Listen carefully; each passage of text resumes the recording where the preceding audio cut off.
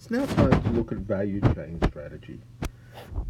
Value chain strategy was one of the execution strategies. And why is it an execution strategy? Because the focus is on capabilities for competition. And those capabilities are either quality or cost.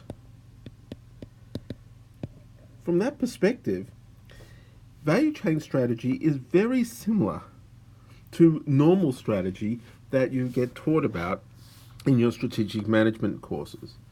The only difference is it doesn't focus on barriers to entry or control of strategic resources. In other words, it focuses on how you can compete better in the moment. So as we've already mentioned, what a value chain is a investment in execution. But it is also a orientation towards collaboration. That is, you're not seeking to do a new value chain, you're seeking to insert yourself in existing value chains.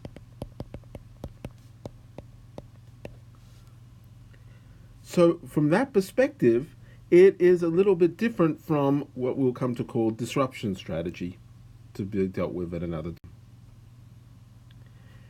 The value chain strategy has, as with all of these things, it's defined by the choice of competition. It has a customer set of customer choices that are usually focused on existing end customers. You're not trying to serve the underserved or build in a new customer class.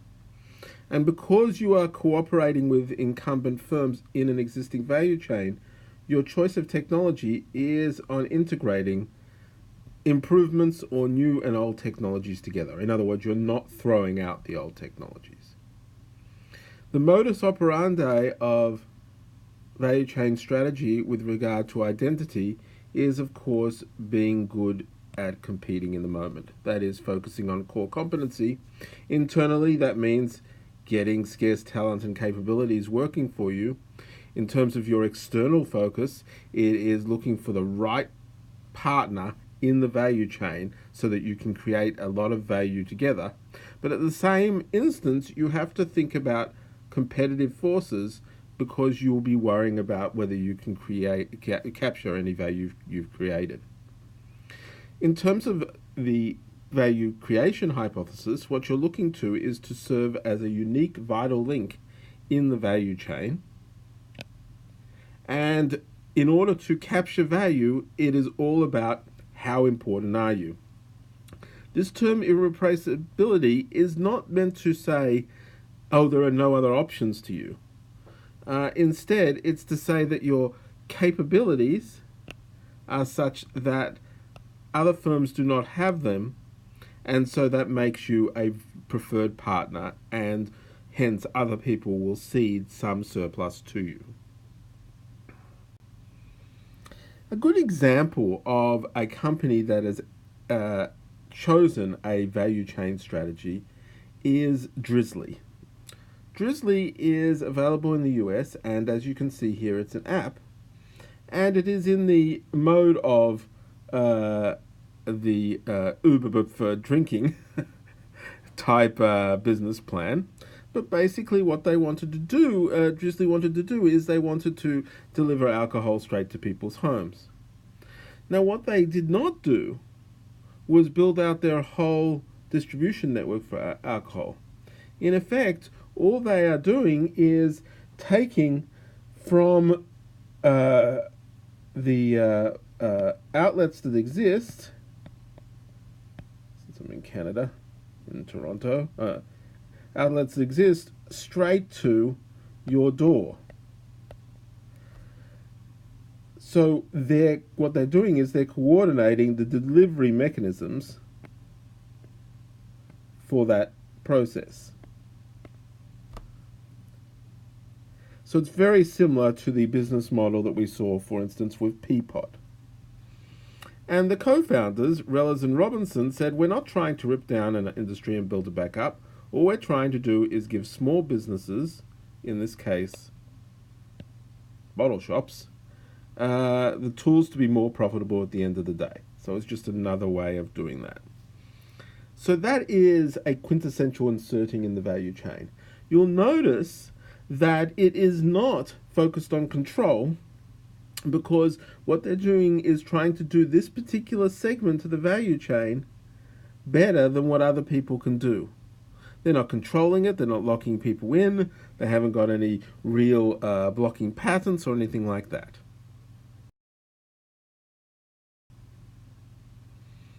Here, of course, is our usual slide that is talking in a bit more detail about the value chain strategy, including some of the companies that have pursued it.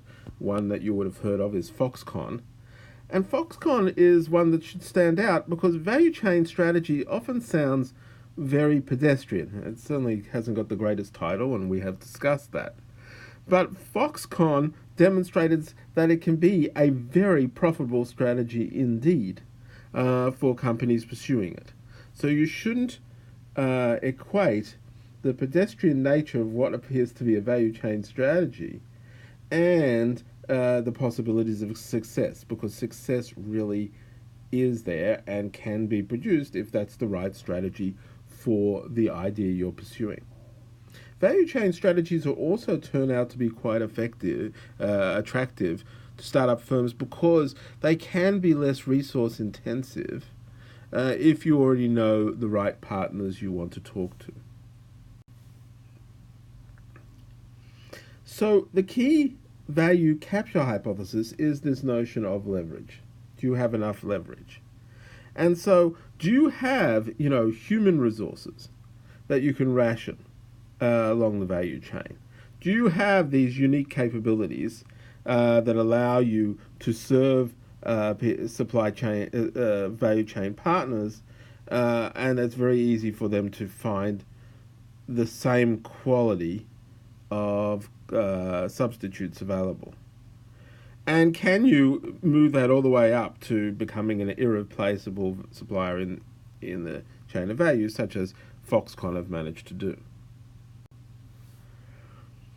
One company that did manage to pursue this value chain strategy, it was PayPal.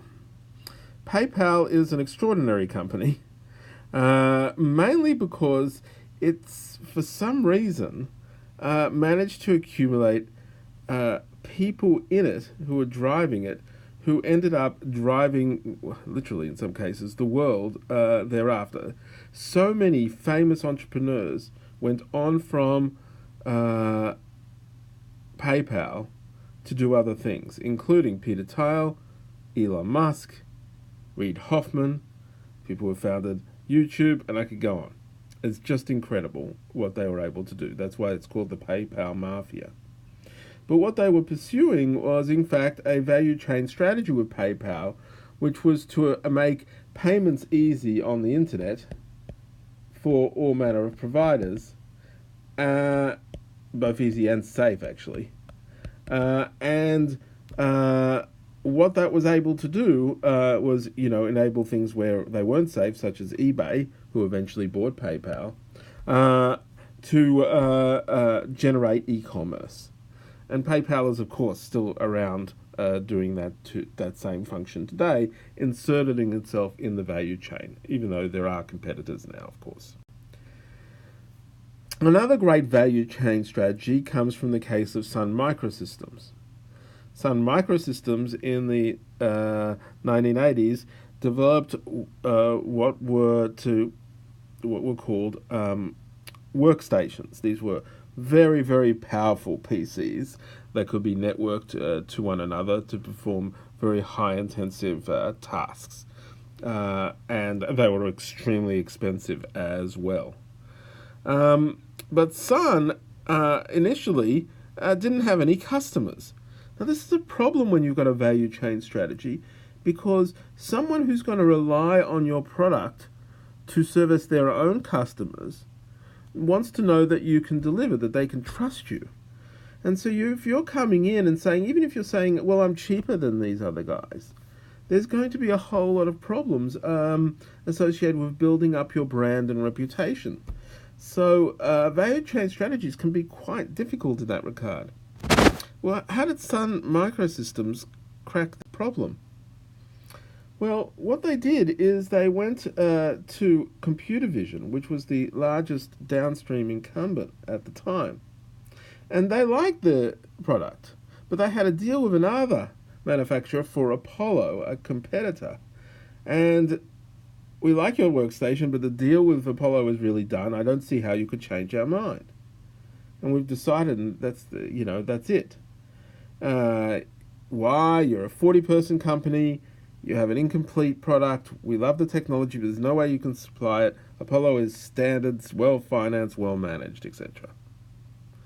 So the founder of Sun Microsystems, a guy called Vinod Khosla, said, look, I'm going to make you an offer you can't refuse.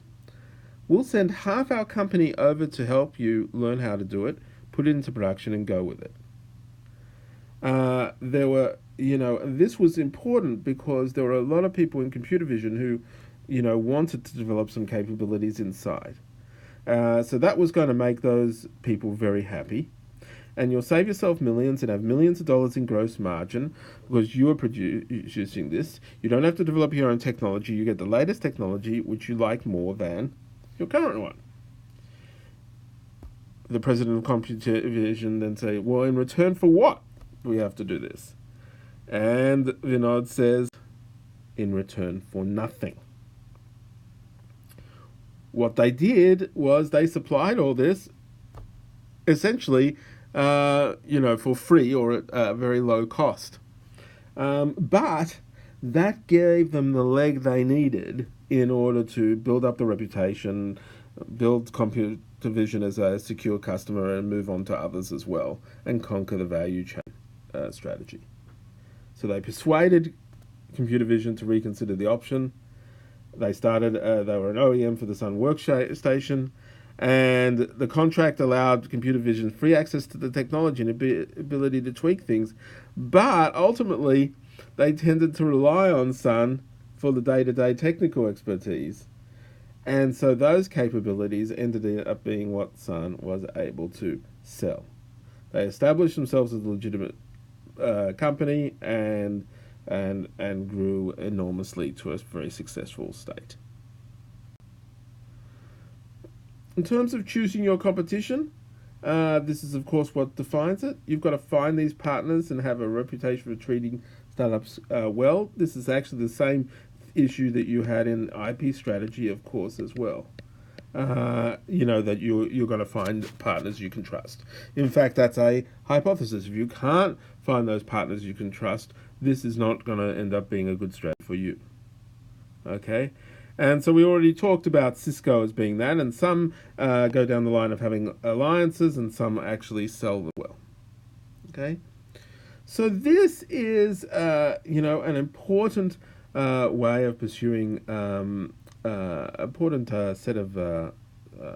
strategy collection of value chain strategy. They have their challenges, but they can often be easy to start and ramp up if you find the right partners to it. And so there's not much more to say than just that. You can apply your normal tools of strategy and competitive advantage in the moment to understand what is going on here. But ultimately, there are key value creation and value capture hypotheses that can actually be tested relatively easy, so long as you put a time frame on it.